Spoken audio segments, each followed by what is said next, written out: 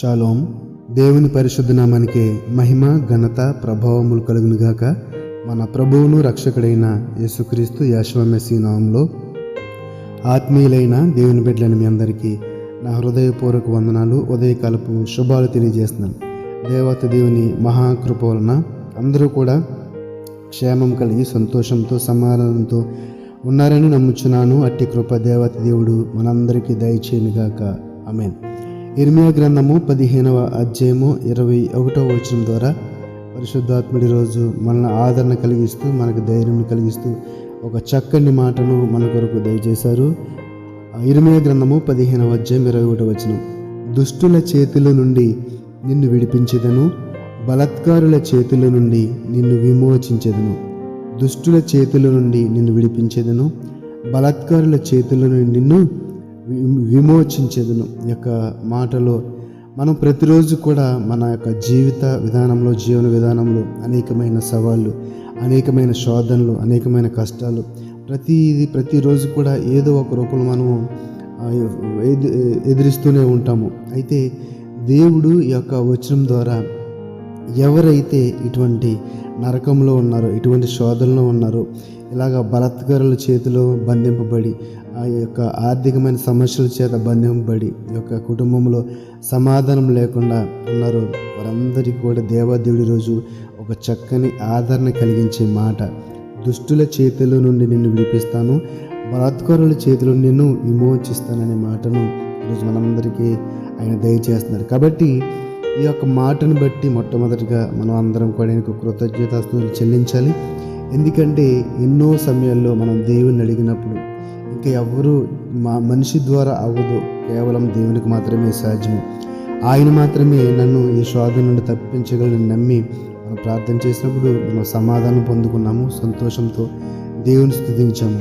కాబట్టి ఇప్పుడు కూడా మీరు నిజంగా శోధనలో ఉంటే కనుక, నిజంగా దుష్టుని యొక్క బలాత్కారముల ద్వారా అనేకమైన చెడు అలవాట్లకు బానిసలయ్యి విడుదల పొందకుండా ఉంటే కనుక, బలాత్కారాలు అంటే ఎవరు మనుషులు అనుకున్నా కదండి, మన అలవాట్లే, మన దురలవాట్లే. వదులుదామన్నా కూడా వదలని ఆ యొక్క దురలవాట్లు, వ్యసనాలే అవే బలాత్కారులు. వాటి చేతిలో నుండి నిన్ను విమోచిస్తానని దేవాదేవుడు చెబుతున్నాడంటే, నువ్వు అడిగితే కనుక, నువ్వు సిద్ధపడితే కనుక, నువ్వు సిద్ధపరచుకుంటే కనుక వాటిని వదలటానికి తండ్రి అయిన దేవుడు ఆ యొక్క శక్తిని, బలమును నీకు ఇచ్చి ఆ యొక్క బలాత్కారమైన నిన్ను బలవంతం చేస్తున్న వ్యసనాల నుండి విడుదల కలిగించి నిన్ను పరిశుద్ధపరచుటకు సిద్ధంగా ఉన్నాడు. అపోస్తలుడైన పౌలు రోమీయులకు రాసిన పత్రిక 16వ అధ్యాయం 20 వచనం ఉంటాడు కదా, సమాధానకర్తయగు దేవుడు సాతానును మీ కాళ్ళ క్రింద శీఘ్రముగా చితుకు త్రొక్కించును. ఏదండి, ఏ వ్యసనమైతే నిన్ను పట్టి పీడిస్తుందో నీవు దాని నుండి విడుదల పొందుటకు సిద్ధపడితే గనక తండ్రి అయిన దేవుడు దానిని నీ కాళ్ళ క్రింద చితకు త్రొక్కిస్తాడంటండి. కాబట్టి నీలో సిద్ధపాటు అనేది కావాలి. దాని నుంచి విడుదల పొందడానికి నువ్వు సిద్ధపడాలి.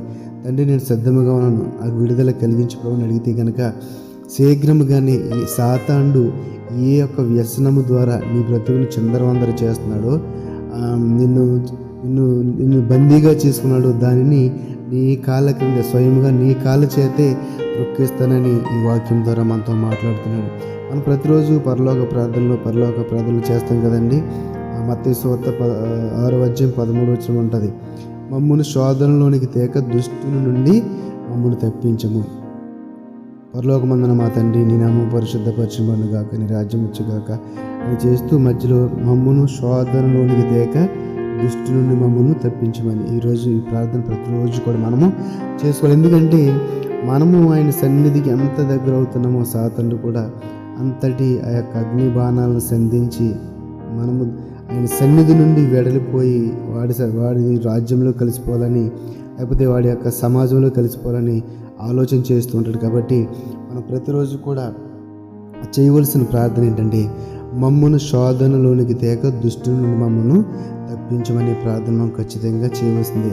అటువంటి ప్రార్థన మన జీవితంలో ఉంటే కనుక యెషయా గ్రంథము 25వ వచనంలో చెప్పినట్టుగా, యెషయా గ్రంథము 25వ అధ్యాయం 3వ వచనం, బీకొర్ల ఊపిరి గోడకు తగిలిన గాలివాన వలె ఉండగా నీవు బీదలకు శరణ్యముగా ఉంటివి, దరిద్రులకు కలిగిన శ్రమలలో వారికి శరణ్యముగాను గాలివాన తగలకుండా ఆశ్రయముగాను, వెట్ట తగలకుండా నీడగాను. ఏంటండి, మనకి ఆశ్రయముగా ఉంటాడంట, నీడగా ఉంటాడంట, శరణుగా ఉంటాడంట.